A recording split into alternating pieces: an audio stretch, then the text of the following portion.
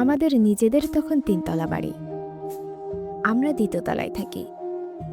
বড় আপু এবং তার হাজবেন্ড ৩ তলায় থাকত।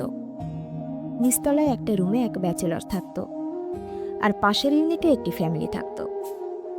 একদিন নিচতলার আন্টি এসে আমাকে বললেন তার ছেলে এবার ক্লাস 1-এ পড়ছে। আমি যদি প্রতিদিন কোনো একটা সময় তার ছেলেকে একটু পড়ালেখা দেখিয়ে দিতাম, তার খুব সুবিধা হতো, কারণ তার একটি ছোট বাচ্চাও আছে। বাসায় কেউ থাকতো না। ছোট ভাইটাও তখন স্কুলে পড়ে। স্কুল শেষে প্রাইভেট টিউটরের কাছে যেত।